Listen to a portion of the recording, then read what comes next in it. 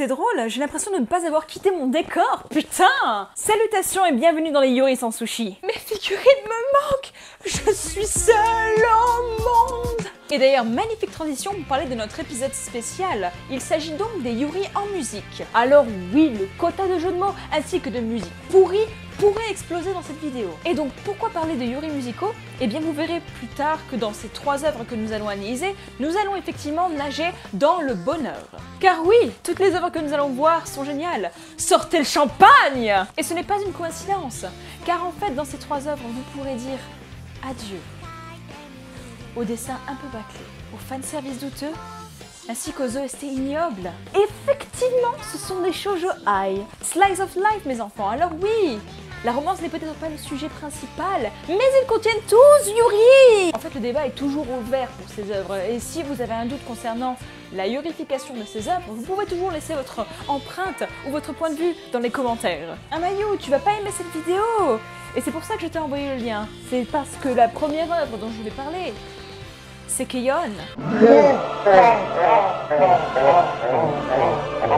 Jeu d'acteur plus 10. Tu as été la première à me dire qu'il ne s'agissait pas d'un Yuri, mais c'est parce que tu as été aveuglé par la musique. Oui, attendez-vous à cette blague maintenant à chaque fois que je vais dire le mot musique. Et attention, chaque note que nous allons donner aujourd'hui sera pour la qualité de l'anime, car voyez-vous, ce sont les shoujo et je ne peux pas les noter sur le Yuri. Mais bref, parlons de Keion. Keion est un manga comique de 4 tomes prépublié entre avril 2007 et septembre 2010 dans les magazines Manga Time Kirara et Manga Time Kirara Karat. Une version française existe et est disponible, ne vous inquiétez pas. Puis la série animée a suivi dû à son succès en manga et elle a été diffusée au Japon du 3 avril au 29 juillet 2009 pour la première saison. Une seconde saison a été faite suivant le schéma scénaristique des mangas mais en plus détaillé. Vu que du coup pour 4 œuvres vous avez un total de 59 épisodes en comptant les OAV et les films compris. Money, money, money. Cette première saison a été licenciée, donc il est très difficile de trouver des liens de téléchargement pour l'œuvre. Cependant, vous pourrez la trouver librement sur internet en visionnage uniquement.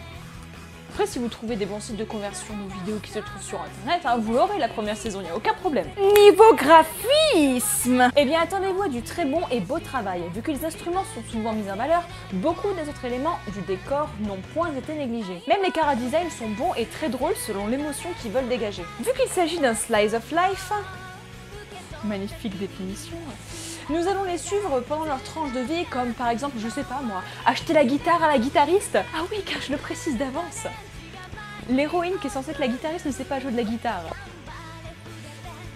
Foutage de gueule. D'ailleurs, il s'agit là d'un ressort comique, car entre Yui, Ritsu, Miyo et Mugi, chacune ont un niveau différent, et certaines sont bien meilleures, je dis bien meilleures que d'autres. En même temps, quand tu commences avec rien du tout, c'est pas étonnant que d'autres soient meilleurs que d'autres. Oh. Aussi, vu que cet anime est extrêmement populaire, vous pourrez toujours trouver des montages de style YouTube Poop ou d'OST Kirby Remix. Sérieusement les gens? Et du coup j'ai donné à ce shoujo ai la note de 19 sur 20. Enfin une bonne note. Par contre c'est pas un shoujo ai, les auteurs ils l'ont précisé. Putain mais tu fais chier, maintenant il va falloir que je leur explique mieux pourquoi j'ai choisi cette œuvre. Ça j'y peux rien. Putain! En fait, Keion pourrait vous faire penser à Yuru Yuri par l'abondance des chips et également grâce aux blagues vaseuses. Après franchir la limite de cette œuvre avec une œuvre Yuri, eh bien, ce sera à vous de la faire. Car oui, concrètement, il n'y a que des clins d'œil variant entre les Yuri jumelles de Mugi ou encore des scènes très proches entre Miyo et Ritsu. Mais ne vous inquiétez pas, si le manga ne contient pas assez de Yuri, eh bien, vous pourrez toujours trouver votre bonheur dans le fandom. Notre second Yuri à voir sera Sound Euphonium, ou Hibige pour les intimes. Putain, l'humour est toujours aussi pourri.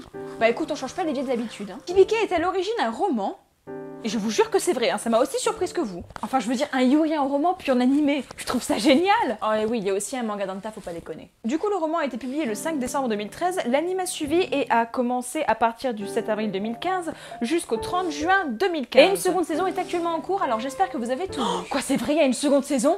Non, je déconne, je le savais. Bon, Kumiko et Reina, on en parle? But I will go down with this shit, and I won't put my hands up and surrender.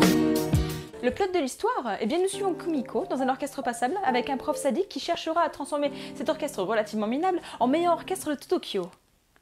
Rien que ça. Bien sûr avec les méthodes sadiques qui vont suivre, mais ça, c'est pour leur bien. Oh, et bien sûr saupoudré de petits clins d'œil assez explicites.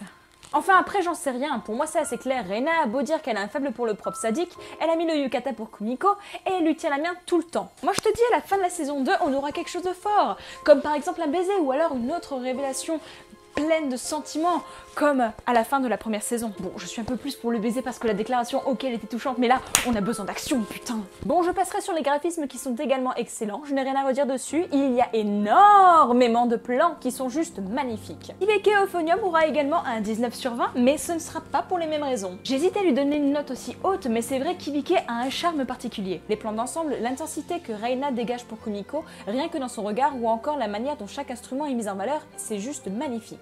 Après oui, ce n'est pas aussi drôle que Keion, car Keion a préféré faire passer l'humour avant la musique, ce qui est le contraire dans cette œuvre. Et du coup, en troisième œuvre, nous avons Love Live. Bon, en fait, t'as complètement décidé de faire une vidéo hors sujet.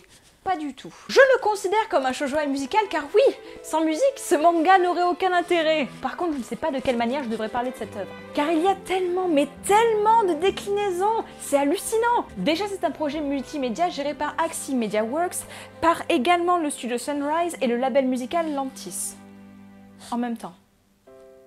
Rien que ça. Le projet a été annoncé en 2010 dans le manga Dengeki Jazz et à l'origine il s'agissait juste, je dis bien juste, de CD musicaux, de vidéos musicales animées, d'un manga et d'un jeu vidéo. J'adore comment c'est vraiment que dalle. Hein. Oui, on va faire 4 projets en même temps, écoutez, on se fait un peu chier, alors on va s'occuper comme on peut. Après la série animée composée de 13 épisodes réalisés par Takahiko Kyogoku a vu le jour et a été diffusée du 6 janvier jusqu'au 31 mars 2013. Oui, c'est relativement vieux, t'as vu? Et une seconde saison a vu le jour, de 13 épisodes également, entre avril et juin 2014, puis un film d'animation en juin 2015. Puis une sorte de suite a vu le jour en 2016, elle s'appelle Love Live Sunshine.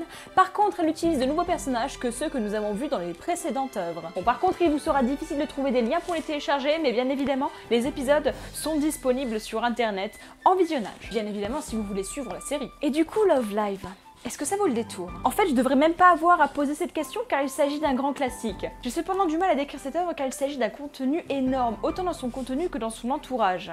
Laissez-moi développer. Chacun des personnages est juste tellement riche, même l'héroïne qui est un peu chiante et superficielle deviendra un personnage attachant de par ses motivations. Bon, bien sûr, il y a des personnages un peu plus attachants que d'autres, mais je ne vais pas citer de nom pour ne pas discriminer les personnages qui ne sont pas concernés. Même son fandom est gargantuesque. On parle d'une gigantesque œuvre qui réunit autant de otaku que de weeaboo, bon plus l'un que l'autre, mais si je décris lequel des deux est le plus présent, je risque de blesser certaines personnes. Le merchandising qui se trouve derrière cette œuvre est tout simplement inimaginable. Vous pourrez trouver n'importe quelle déclinaison d'articles. Passons donc du simple jeu mobile à la tête d'oreiller pour les Forever Alone. Oh oui, c'est un shoujo ai comme les deux autres œuvres que nous avons vues. Dans le même style que Yuru Yuri parce qu'il y a beaucoup de ship. Donc sincèrement, allez voir ces 3 Yuri si ce n'est pas déjà fait. Et donc je vais donner un 19 sur 20 à cette œuvre, non pas par rapport à la musique ni à l'humour, mais par rapport à l'histoire profonde qui se cache dans la compétition qui n'est concrètement pas le point le plus important de la série. En fait, cet animé m'aura fait prendre conscience de quelque chose. M'aura fait prendre conscience du fait qu'on ne peut pas juger un Yuri par rapport aux extraits que vous pourrez en voir ressortir sur internet. Mais bon, faut pas déconner non plus, hein. Valkyrie Drive c'était quand même un peu merde. Et donc voici la fin de cet épisode, vous avez d'ailleurs énormément de chances que cet épisode soit sorti cette semaine, car j'avais prévu de faire autre chose pour pouvoir justement compenser le fait que je ne puisse pas filmer devant un véritable décor, ou même le fait de ne pas avoir réussi à écrire le plot de l'histoire jusqu'à aujourd'hui. Merci d'être toujours de plus en plus nombreux à me suivre, on va bientôt dépasser le palier des 400 abonnés, ce qui concrètement revient à remplir la classe économique d'un Boeing Air France, rien que ça. N'hésitez pas à me conseiller d'autres Yuri à voir dans les commentaires. Aussi, je remercie Mamie Odesha pour m'avoir prêté ce décor.